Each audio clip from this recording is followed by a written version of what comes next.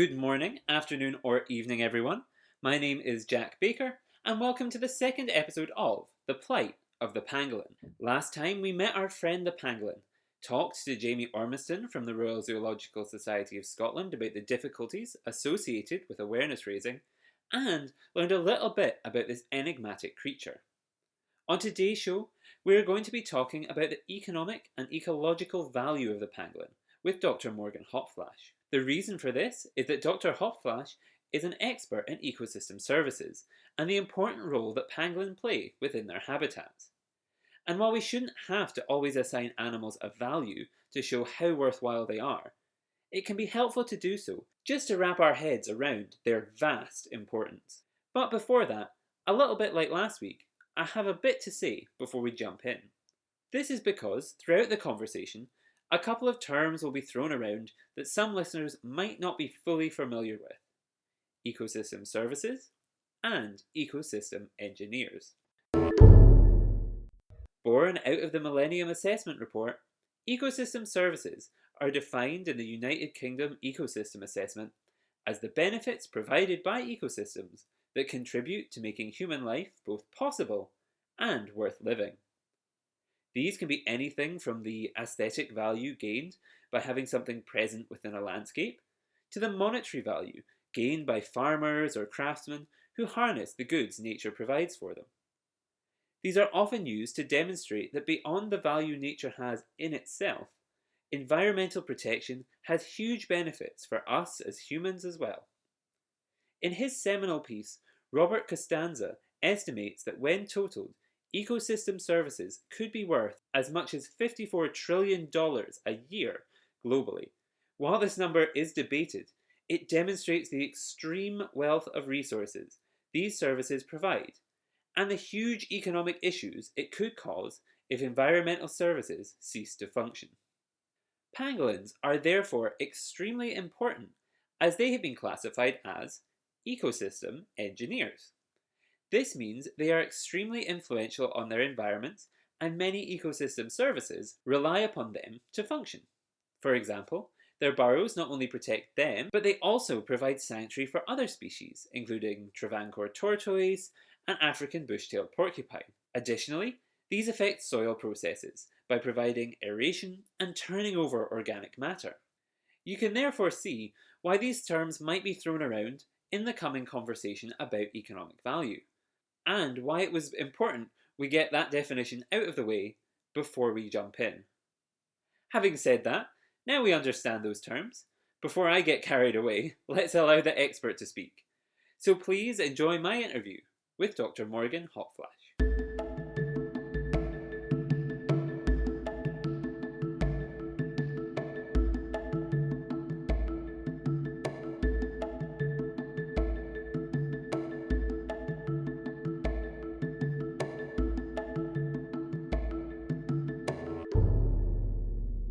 Hello everyone, welcome back to the show. I'm now joined by Dr. Morgan Hauptfleisch. Working in Namibia, Dr. Hauptfleisch specialises in wildlife management and human-wildlife conflict, and so he's kindly agreed to join us today to talk a little bit about his work in that area. So first of all, welcome to the show, Morgan. Thank you very much for being here. Thanks a lot, Jack. Thank you. I think first of all, it would be good for our listeners to get to know you a little bit better. So I was wondering if you could talk a little bit about what you're working on now in your speciality area. Okay. Well, first of all, I run the Biodiversity Research Center at the Namibia University of Science and Technology. I'm a wildlife, but also an environmental scientist. So I have a background in ecology, wildlife ecology, conservation management, but also in environmental management, more generally in mining, factory, environmental impact and pollution situations. So I've got a bit of both of these fields that I deal in. That's very interesting to me, because a lot of the people I've spoken to so far have been very focused solely on kind of either the ecology side of it or the social trafficking human element. And I haven't really spoken to anybody who's dealing with the human and the animal and kind of the economic value as well, bringing all three of those things together. I know we've talked in the past about the value of wildlife, and I know that's something that you kind of touched upon slightly there. I wondered, kind of just to frame the conversation going forward, why you feel economics can be an effective tool when it comes to the environment? Yeah. Okay, well, as we know, in the world as it is today, although it's been thrown a little bit on its head with the pandemic that we have at the moment, but still, if you look at governments, if you look at decision making around the world, it's based on money. Well, two things, money and votes, really, if you look at politics, but we can talk about the other one at a different time. And in conservation, we've generally, over the years, the thinking has been, well, why do you conserve biodiversity? Why do you conserve, well, this animal mustn't go extinct because my grandchildren want to see it and all that. And that doesn't really cut it when it comes to the high level decision making. So as conservationists, we've had to go and look at, okay, well, what is the value of biodiversity for people? And, intrinsically for a conservationist, it's not really nice. Oh, no, we have to look at it from the animal's perspective. Well, if you look at making an impact in the world in conservation, you have to go that way because that's the only thing that the politicians and the decision makers really understand. So valuing wildlife and ecosystem services is something that's therefore really important. My background is in international relations, and I think the one thing that I learned over that degree is if you're trying to sell something to somebody, even though you might not like putting a number on it and a value on it, it can be extremely helpful just to kind of get a picture in people's minds of what scale of things they're dealing with or what the importance of the things that they're dealing with. I also think it's important at the beginning of this interview, just establish for people listening as well that you are obviously in Namibia, and the ownership of wildlife is very different there to perhaps in the UK and in Europe. So I was wondering if you could, just to give a little bit more scene setting for the audience, what kind of system operates in Namibia in kind of contrast to the UK? Sure. I think the most important thing is that Namibia is the second least populated country in the world by area, so the density of population. And we do have a lot of pristine wildlife areas because of that. So development hasn't been, it is developed, but not excessively so. And Namibia started already in the mid-1970s to allow private ownership over biodiversity, over wildlife, and said that our policy and going forward, even since independence in 1990, even in our constitution, says that our biodiversity is there for conservation, but also sustainable use. So there was already an acknowledgement that biodiversity has to have a positive impact to the livelihoods of people. And we have people and wildlife together. In most parts of the world, you have wildlife fenced in the middle of an island of development. Whereas in Namibia, you have a lot of open systems where wildlife, biodiversity, tourism, hunting happen in an area mixed in with farming activities, with villages, towns, even which are in the middle of this. And wildlife can move freely between these areas. And then also, if I go back to conservation-wise, so we have national parks, we have privately owned nature reserves, which used to be farms that are owned by people, and they decide to do conservation either by themselves or with neighbors. And then we have the communal land, the traditional tribal land, which covers quite a large proportion of the country, where communities can come together, have a conservation decision, and that allows them to get ownership over wildlife. It's also resulted in some areas where wildlife has been moved from national parks to communal areas where people are conducting their sort of general livelihood activities based on a common conservation management plan in those communities. I think a lot of people listening to this will be quite, shocked by almost the reliance in so many different aspects on the environment and the kind of, there's more links than you could probably possibly imagine. But I also think what's quite interesting and what might have flagged up in a couple of people's mind is when you mentioned hunting and conservation kind of in the same breath. Because I think a lot of people are programmed to immediately their response to hunting is always, this is bad. I was wondering if you could explain how that kind of relationship works. Okay, I love sharing this too, because we're really on the ground. I mean, in terms of a researcher, we're in these communities and working with them. But I acknowledge and I quite understand that it's an extremely counterintuitive idea that to conserve animals, you've got to utilize them or their services. So it's not only hunting, it's hunting, tourism. We understand tourism, more of that. But that putting a bullet in an animal is actually conserving the species. So it is a difficult subject. Now, if you remember, I did talk about the communities being able to own and sustainably utilize wildlife.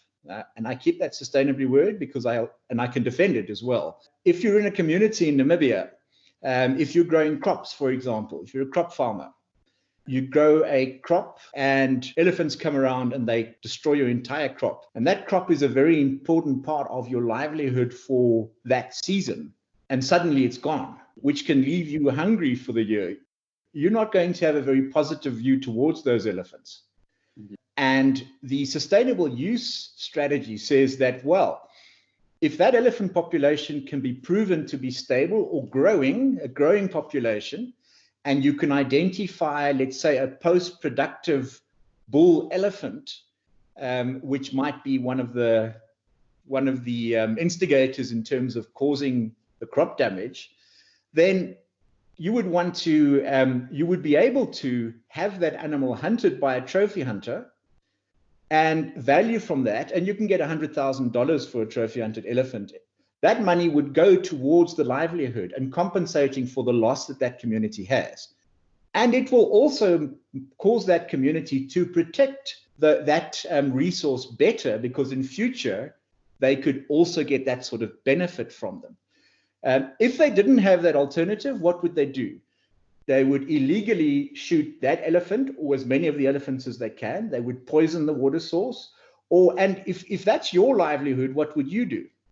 So sitting in a comfortable air-conditioned penthouse in France, let's say, and saying, well, I love elephants, that community, how could you, how dare you boycott Namibia because they're shooting elephants, is also something that is not right. And I think it's based on the perception that hunting just destroys. Now, don't get me wrong, I'm not a trophy hunter.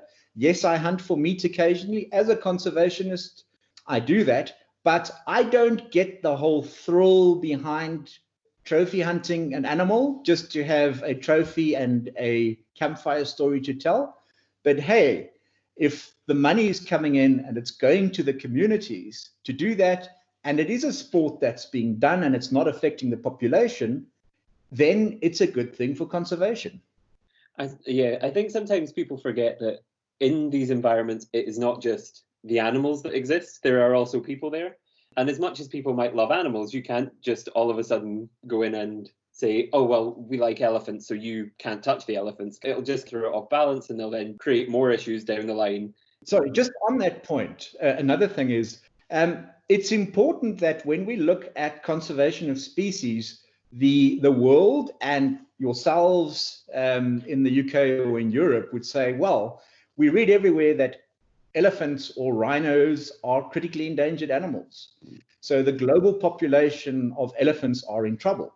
But yet, if you look at it in a local sense, for example, a country that's doing good conservation, let's take Botswana or Namibia, for example. The Namibian population is proven to have been growing. That country would make a decision at a local stage and say, well, these elephants in this area are overpopulated. They've got nowhere to go. So let's trophy hunt a few also to keep the population, the local population, in check and prevent it from destroying the ecosystem, which an overpopulation of elephants can very likely do.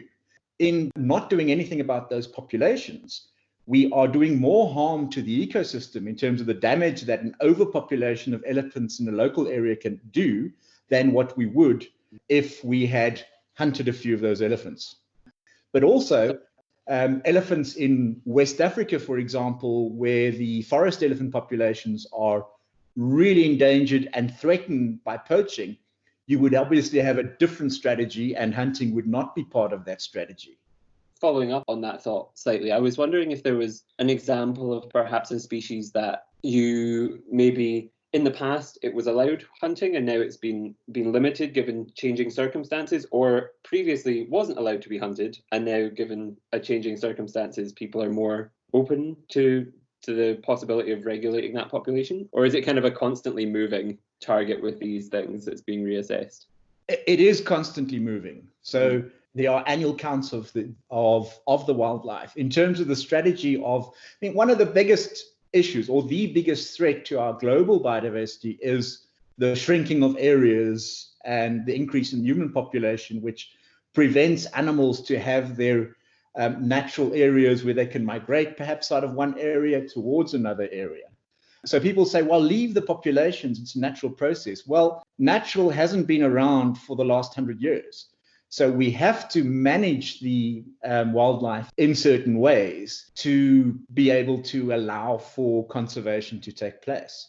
I think that's been very helpful, because I think a lot of people automatically assume and make these links between hunting and bad. And obviously some species like pangolin that we're focusing on, people aren't going out there and legally hunting pangolin, would be my perspective on it. Yeah, a species like pangolin, for example, which is a rare animal and an extremely endangered animal. With let's say the population wouldn't be large enough to have saturated any of its environment. For a species like that, legal hunting would not be allowed at this stage at all, because we know the populations everywhere are declining.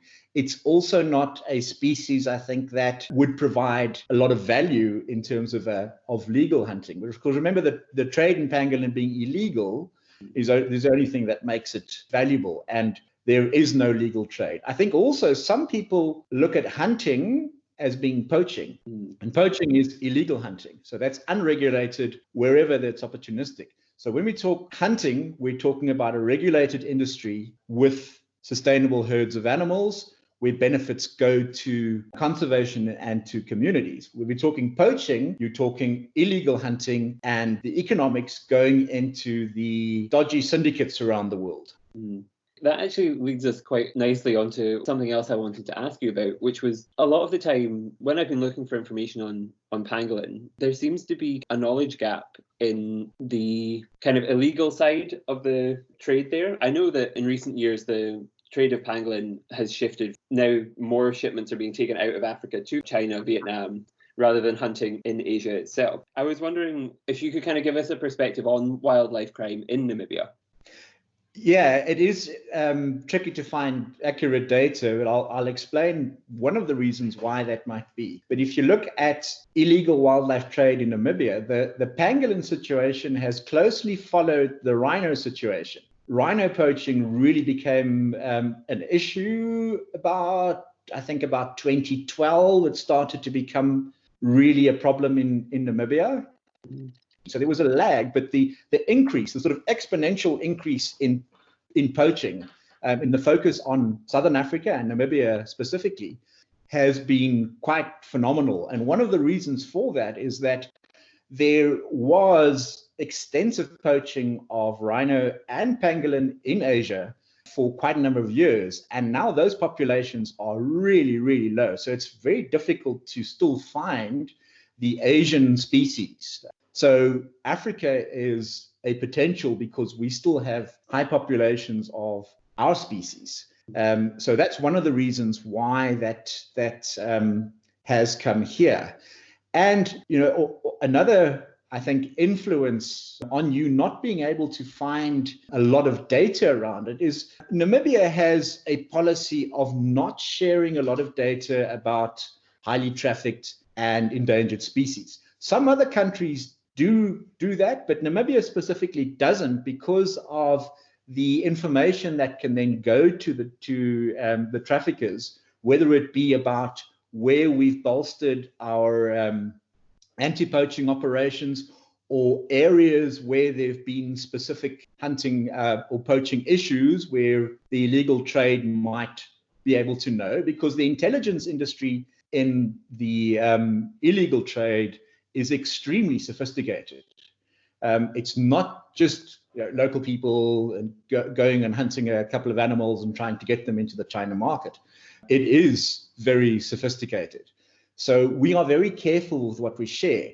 Also, what doesn't help is when people value these animals publicly and say, oh, pangolin scales by the kilogram are more than platinum, for example. I'm not saying that's the case, that's just an example, is also not really productive, because that would say to communities, oh, wow, look at the value of pangolins. I never thought about that. Let me try and hunt a few. Yes, I think it's all about teaching or letting people know the value of these animals is often greater when they are alive than when they are being shipped across the world in crates in a very horrifying fashion. Kind of continuing on that train of thought, there's been reports from a lot of places that in light of the COVID situation and what's going on now, these kind of wildlife crimes and hunting and poaching have actually increased because the normal ways of making money have obviously been shut down or limited. I was wondering if that was the situation in Namibia. Well, as far as I know, we haven't seen that trend here, but the potential for that happening is extremely high. A lot of the value out of wildlife and biodiversity in Namibia is from tourism. And as you know, the tourism trade has been totally flattened, got a left hook from COVID-19. So we are at the moment really, really struggling from a conservation perspective to say, okay, how do we get value for livelihoods in a time where there's no tourism in Namibia? So the threat is there again, what I spoke about earlier in the elephant grading people's crop fields, that people would go to the illegal trade. Oh, okay. So I guess that's good news in the Namibia case, but in the short term, but it's kind of a developing issue. So it might be something worthwhile checking in on a little bit down the line just to see if things have changed or how they develop. I think that's right. Also, just to add, in a lot of other parts of Africa, the threats to pangolin and other species is the bushmeat trade. Mm. With Namibia, it's not that much of a case, but I think if people are really struggling, not just from lack of tourism, but from all businesses, all livelihoods along the world, your impact on bushmeat, so people going out and finding more illegal protein sources, is going to be on the increase as well. That's interesting to me, actually, because I think, again, a lot of the information that I found on bushmeat and on kind of people using them in more traditional recipes or cultural ceremonies and things has been from a lot of things from Tanzania and Uganda, and then less so Namibia. So it's interesting to hear that perhaps it's less so the case now that pangolin are used, but it could develop that way. I think one of the reasons, and as science here from our Biodiversity Research Center, is we need more research on that in Namibia. It might exist, but we haven't really done research to look at it. And what's interesting from a Southern African perspective, pangolins are culturally, in some cultures, seen as a token of luck. So keeping a pangolin as a pet. So if people find a pangolin, and it's quite easy to catch a pangolin because as soon as you threaten it, it rolls up into a ball. So people collect them. And if you can give that to your chief or to your future father-in-law as a gift, it's an amazing sort of superstition that it will bring luck. You've probably read about that. Yes.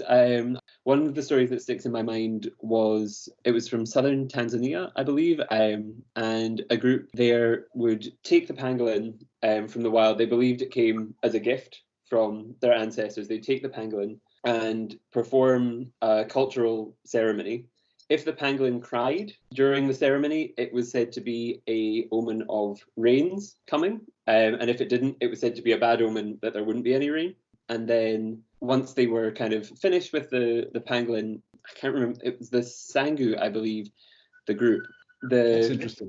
Yeah, they said that they would then return the animal to the earth, which sometimes meant dispatching it and sometimes meant burying it while it was still alive. But the author, I can't remember the name of the author off the top of my head, but when they'd been speaking to people, said that it kind of varied depending on situation, which it's not the most cheery story, but it's interesting to see how different cultures use these, still have massive respect for these animals, but use them in very different ways to what we would kind of in the West consider to be respectful things. It's interesting to kind of have that different perspective. So jumping back on the conversation we were having a little bit or a second ago about the kind of illegal trade, because you were kind of talking about the pangolin doesn't have as much, or it's not known if the pangolin has as much cultural significance. I was reading the UN's 2020 wildlife crime report, and it talks about how in Uganda things like the ivory trade are taken very, very seriously, whereas pangolin are taken a lot less seriously because they're seen as less of a crime. So gangs, when they discuss ivory, will use very covert language, try and hide things as much as they can. And in pangolin, they don't see as much of an issue. Because they have less of a cultural significance, Would you say that that's similarly the case, or is that not really the case in Namibia as well? It is. It definitely is. These charismatic species is something that's sort of grabbed upon, and that, not just locally, but I think internationally. I think it's interesting that there's been a good and useful outcry about pangolins now, and that probably just shows what the volume of trade is in these animals. But yeah, you're right. If it was I think the pangolin is still lucky in that it's a sort of a curious creature, not one that you see much. But if it was a critically endangered, if it was a rodent or something, I think that species would be toast, just because it doesn't sort of evoke the same emotions as some of the other species might. Actually, that reminds me of a conversation I was having very recently with some of my friends from my conservation course, which was, we were discussing, there's an island off South Africa that has become infested with rats, which are eating the birds' eggs. And the dilemma in conservation of, well, do you poison all of the rats and get rid of them because they are harming the birds? And most people said yes. And it was a very easy decision. But then we kind of reframed it as, well, if it was elephants stomping on the eggs that were kind of crushing everything and destroying everything and preventing the birds from breeding, would you still make the decision so quickly? Or would you have to take a second to kind of, with this almost Western bias of we see elephants as these wonderful things, would you have to take a step back and reflect upon it more? So I guess the pangolin is lucky in a way that it is, once people realize what it is very charismatic. We kind of touched on it there, and we kind of mentioned it a couple times throughout the interview, is this idea of pangolin being compared to these kind of larger charismatic megafauna, rhino, elephant. I was wondering if we could kind of change lanes slightly and talk a little bit about ecosystem services. And to start that conversation, I was wondering if you could explain to the audience how you would define ecosystem services and what they are. Okay, well, I'm glad you got onto that, because that's an interesting one. So ecosystem services in general are the services that biodiversity and its interaction with the non-living resources, the soils, the air, the water, have for humans. And that's, I think, one that we haven't really explored enough for pangolins. We know pangolins eat ants and termites, and termites are a competitor with farmers, with grazing for cattle. They can eat, an astounding amount of grazing, which could be used to raise cattle or even wildlife production. So I think in those terms, the pangolins do help to limit the populations of ants and termites in the environment. They also, again, transform those animals into nutrients that go back into the soil by eating the animals. But some research, and this is one of my sort of pet research directions, is how burrowing animals, especially in an arid environment like Namibia, help with the productivity of an ecosystem in general by allowing aeration of soil, allowing water infiltration. Remember, in an arid country, our rainfall is about 350 millimeters per year, and our evaporation rate is about 10 times that much, 3,500. So if we can get water away from the surface very quickly, that surface can remain available to the ecosystem a lot more. So burrowing species like pangolin are extremely important in that, in terms of increasing the productivity of land or maintaining the productivity of land in a certain sense. So that's what we've directly been able to research. And we do have evidence that this actually happens.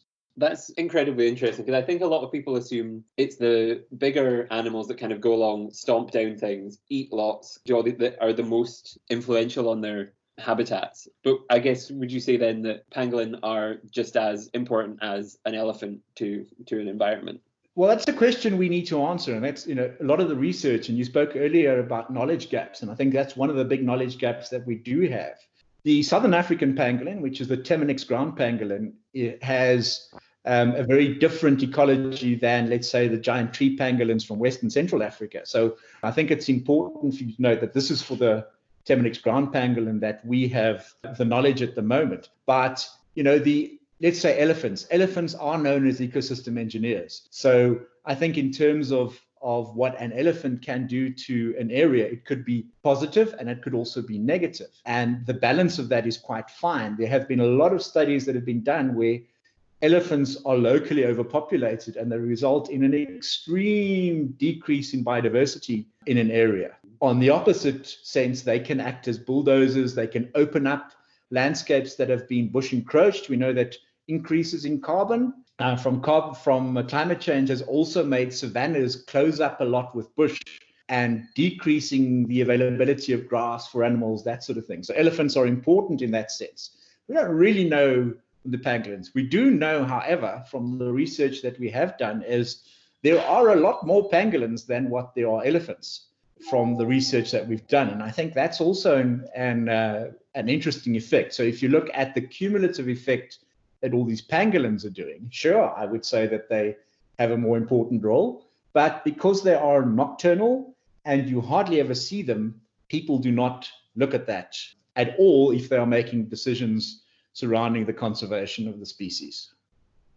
I was wondering if the biggest challenge you had was this fact that they are nocturnal and hidden away. When you're trying to study ecosystem services and get people to perhaps want to invest their time and their effort into looking into species like pangolin, is that the biggest challenge, that they are hidden away and kind of a less pronounced species? Or are there other challenges that you face when you're trying to get attention on these species? No, I think you're quite right. That's probably the biggest challenge in terms of studying them, is being able to find them. Now, I've been in conservation in the field. I've been doing a lot of field work myself, and in my lifetime, I've only come across pangolin twice. If you look at, and that probably is about an average for a person who's actually a field person. So it just shows you how rarely they're seen. So studying them, yes, it requires a lot of night work. And we are at the moment actually researching how you find them. How can you survey to find them more? And also working with people who've been caught with pangolins that are trying to traffic them. How are they so successful in finding these pangolins? And then using that for the research. But it's extremely tricky for a researcher to sort of totally switch and also become nocturnal. Not everybody can do that.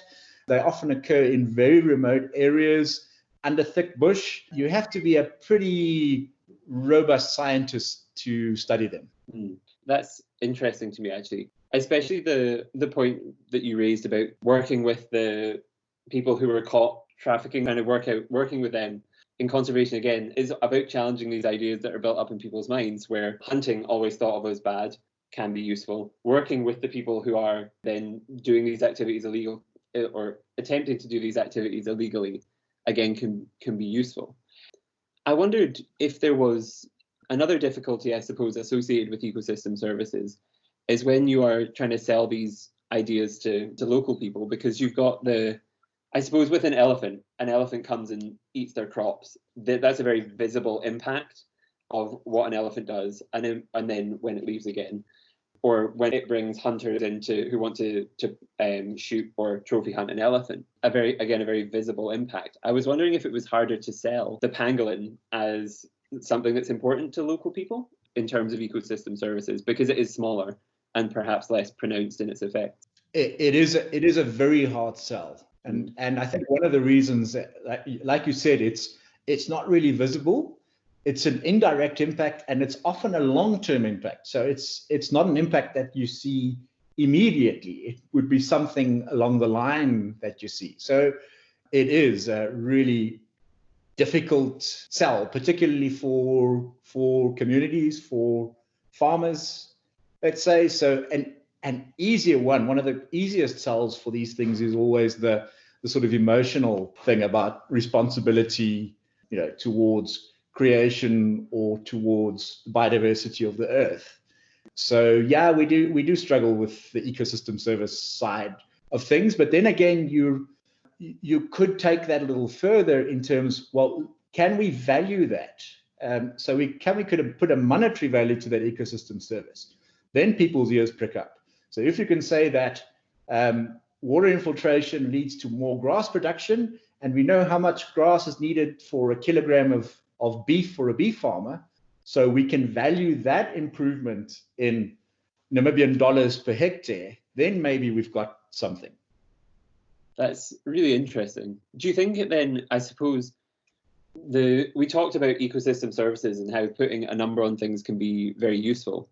Do you think it's kind of easier then when you're dealing with government and businesses, perhaps, to use this value, but then when you're dealing with communities and local people who are seeing these animals and things, is it more effective, or in your experience, has it been more effective to kind of say, use the more emotional argument, or is the economics still useful there? I think the economics is less useful particularly when you're looking at subsistence farmers, which a large portion of Namibia would be. Commercial farmers, I think they would get that. And also remember, you're not dealing with an animal which, if you kill it, you're actually solving any problem for yourself. It's more about the greed of getting the money out of it. Whereas with a species like elephants or predators like lions, you would want to go out and kill it because it's destroying your livelihood in a direct way. So I don't think we've taken this far enough in Namibia or in the world, actually, in terms of trying to sell the ecosystem services to local communities who are impoverished, let's say. Do you think that's something you would like to work on in the future then? Well, we're just starting up a new process. I am an ecologist, I'm a biologist by profession, so and I'm diversified enough as it is, but we are starting up a biodiversity economics arm in our research center, and we're looking to employ an economist that would look at this. So that would be a very interesting. So we're looking to take an economist and stretch them a little bit in terms of conservation biology and let them do those valuations, because I think it is pretty specialized and there's a big risk in it becoming ridiculous voodoo arithmetic, if you know what I mean. I do not think the sort of, for example, that this global number about, well, pollination is worth so many trillions of dollars in the world, because I think for most people that seems just too far of a stretch of the ecosystem services thing. Look at it at a local level. Look at the valuation in terms of like products, let's say in a local context. So I think that becomes a little bit more believable. So therefore, getting an economist into this is something that we are really keen on.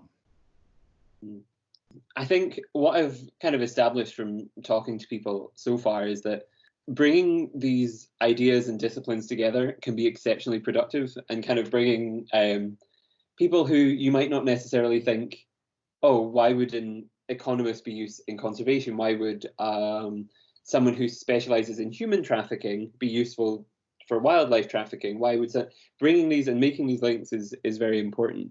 Is that something you kind of would also say, that the interdisciplinary nature of conservation in this way is important? Absolutely.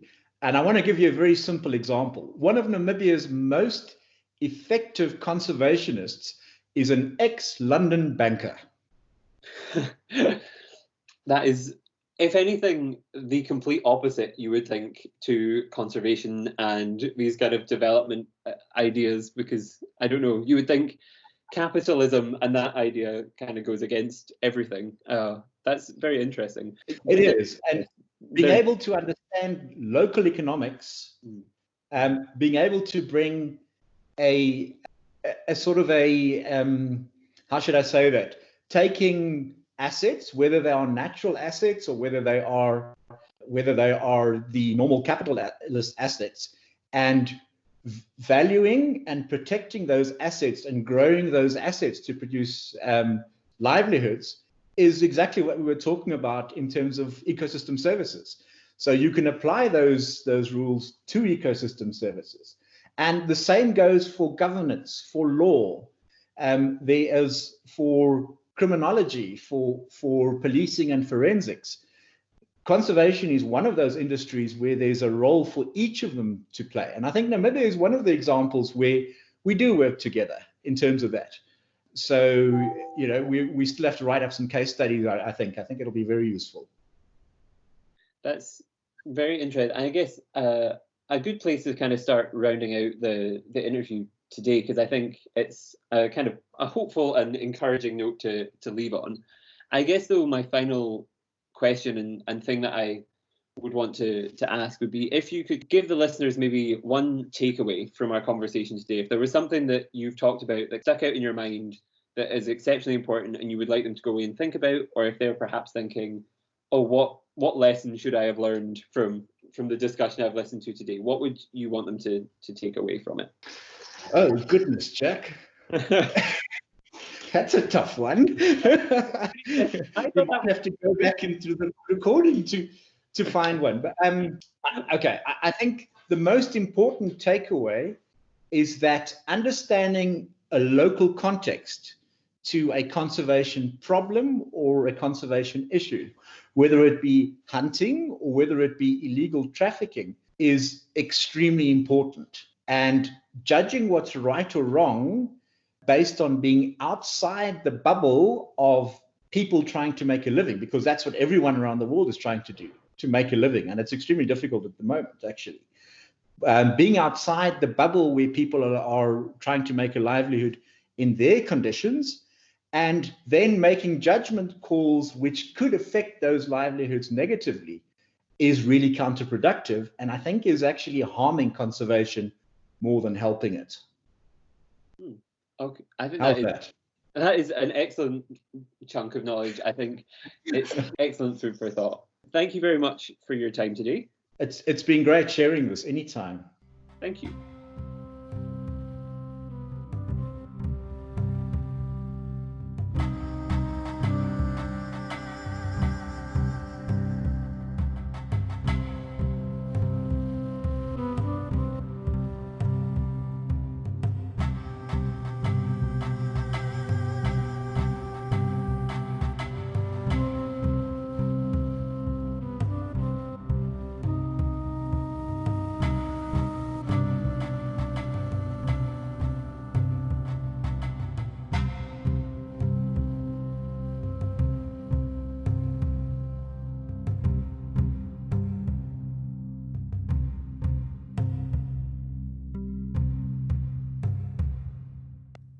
Welcome back.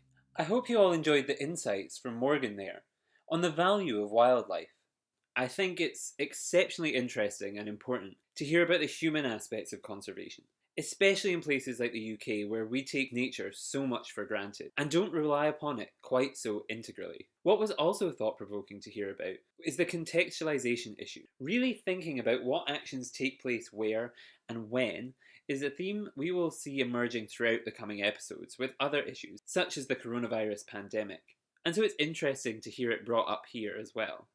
Finally, what is interesting is the different cultural experiences of Morgan compared to the guests we have joining us on the next show. Her name is Kelsey Prediger, and she is a researcher also working in the field in Namibia.